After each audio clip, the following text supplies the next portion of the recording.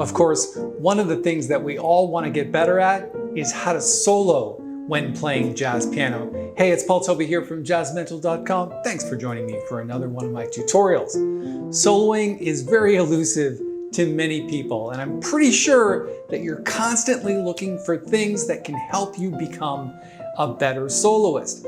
So in this video, I'm going to talk about 5 incredible tips. These are literally secret weapons that you can use in pretty much any jazz solo to make you sound better and to make things a lot easier. These are 5 tips that I always use when playing jazz solos, and you're going to want to stick around to the end because the very last one, number 5, is going to help you when you run out of ideas when you're soloing. Today we're going to work on the jazz composition by Charlie Parker, which has become a standard. It's called Scrapple from the Apple.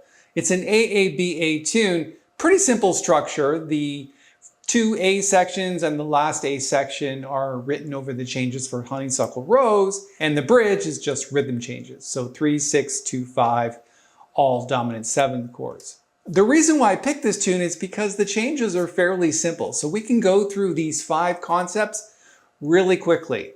The first one is, when you're soloing, always make a bigger deal out of turnarounds. What is a turnaround? A turnaround is those chord changes you do at the end of the tune to get back to the beginning.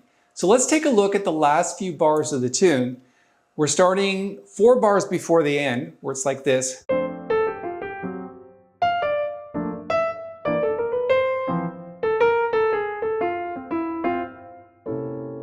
And then typically we just do a C7 back to 1. But when you're soloing, always take, in most cases, the last 2 bars. But instead of playing the changes that are here at the end, we're heading back to 2 minor, which is the first chord of the tune. So a typical way to get there with 2 bars would be the following progression. 1 to 4, which in this particular case would be B flat, and then a 2-5 of G minor. So A half diminished 7th to D7.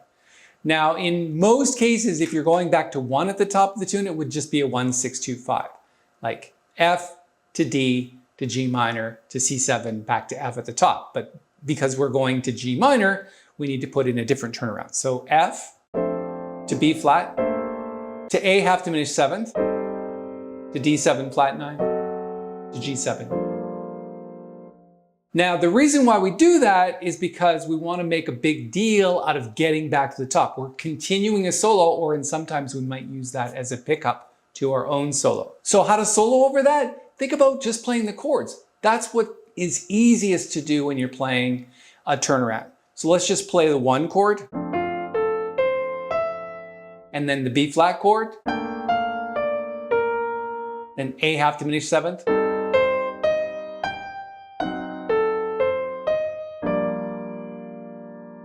okay? Just play the chord tones. That's pretty simple to do.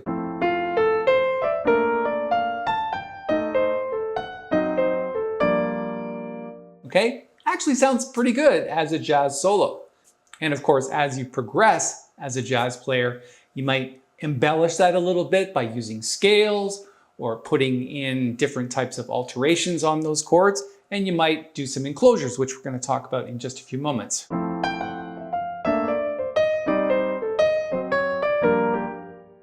Okay, or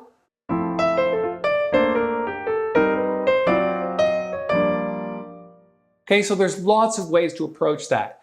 But the turnaround is probably the most important thing in a solo, and it's very simple to do. So that's our first tip. All right, let's move on to our second tip, and that is how to play over a 2-5-1 progression. Now, the great thing about this particular tune is if you take a look at the first 4 bars, it's just 2-5.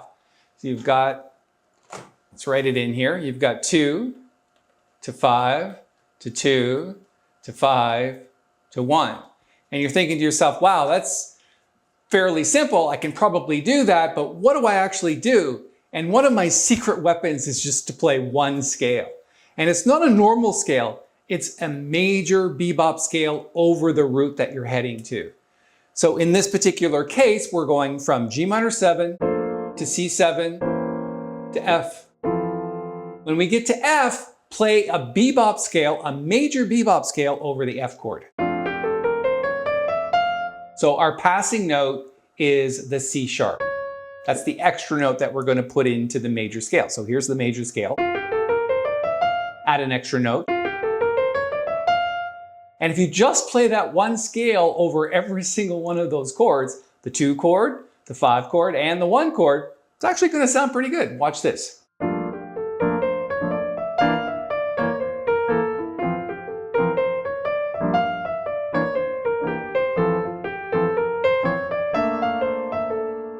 It's not the greatest sound, but if you're looking for things to do, playing the root major bebop scale over the 2/5 of the chord that you're heading to is one way to kind of cheat a little bit, or a secret weapon, if you will.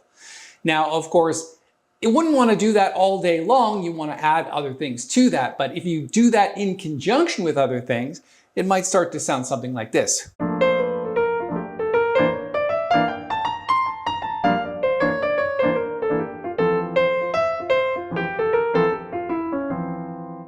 Now, again, not great soloing, but if you're just starting out, using the major bebop scale is one little trick that you can absolutely count on for 2/5-1 progressions. Let's move on to tip number 3. I really like this one because it's going to make your playing sound a lot more authentic, especially in a tune like this, where it's in a major key, you've got lots of 2/5s, you're kind of sticking to F. Think about using the blues scale and blues riffs. If you're not familiar with the blues scale, we've got tons of videos on this channel about the blues scale. This is it in F.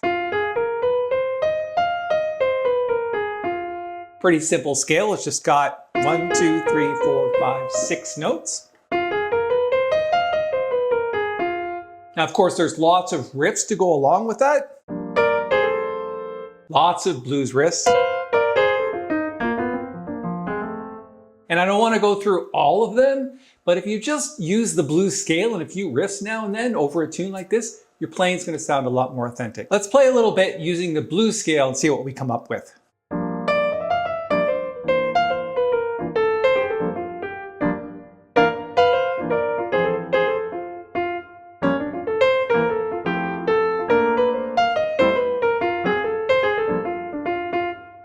So there was lots of examples of blues in there. You can see I'm using the blues scale, not exclusively, but definitely using it in amongst other things. But I really think it's the blues scale that gives your bebop playing a lot of authentic quality. So never forget that that blues scale has been part of the jazz bebop language for a very long time, and it does make you sound quite a bit better, and it is easy to do. So that's why you should use it a little more than what you're currently using. All right, number 4 in our list of secret weapons that we use for soloing with jazz piano, and that is using passing notes over and under, or what some people call enclosures. And that means you want to surround the destination note that you're playing. So take a look at the first couple of bars. We've got a G minor 7th chord and a C 7th chord. As we talked about before, that's a 2 minor 7 to 5 7. The chord tones in G minor 7 are 1, 3, 5, and 7. Now, 3 and 7 are the most important ones, but they're all chord tones. They're part of the original chord. If you get extensions, 9ths and 11ths, you can use those as passing notes. And in the C7 chord, it's C, E, G, and B flat. So think about surrounding the chord tones with other notes. If you actually look at the tune, the way that it's written, you can see that this is a chord tone of C major 7 or 5/7, and it's surrounded by 2 notes, this one and this one that came before it. And that's exactly what we're talking about. It's like going under and over, or over and under, or using 2 notes. But take a look at the G minor 7th. Get that?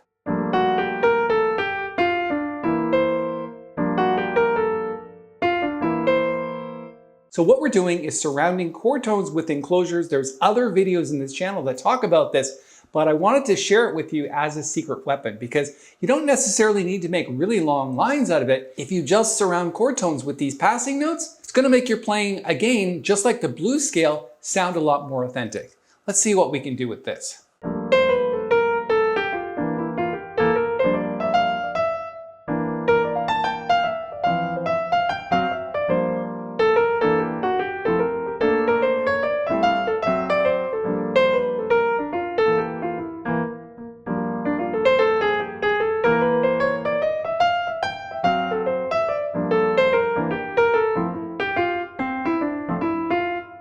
You can see that I exaggerated a little bit at the end.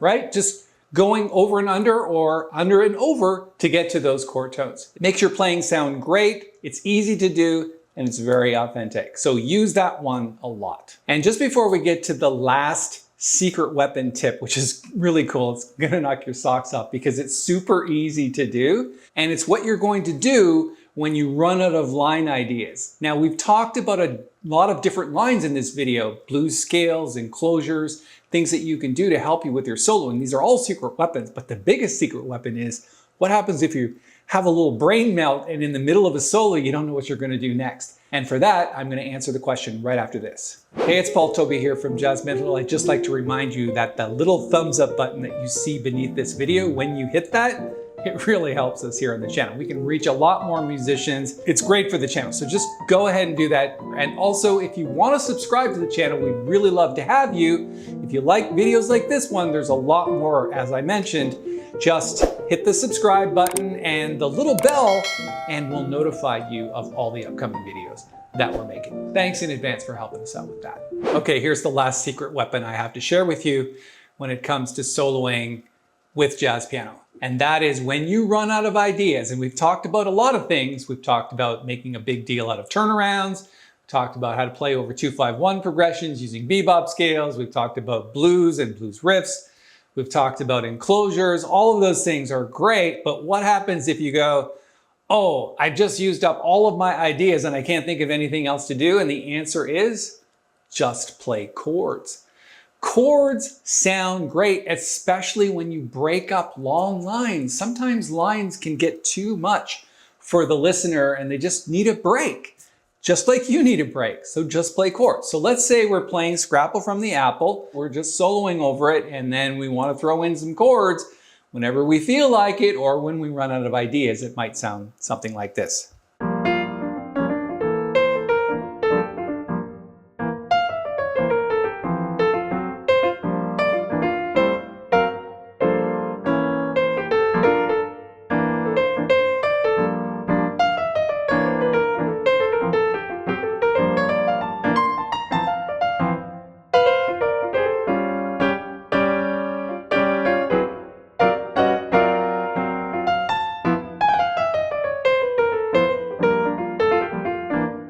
So you might have noticed that just randomly throughout that solo, I'm just playing a couple of chords here and there. Kind of breaks up those long lines and kind of sounds interesting. It also adds some rhythmic variety. And if you're looking for more ideas on how to improve your jazz piano playing, I've got a video that talks about 5 skillful things that you can do to sound more like a pro. You want to check that video out right now, it's here.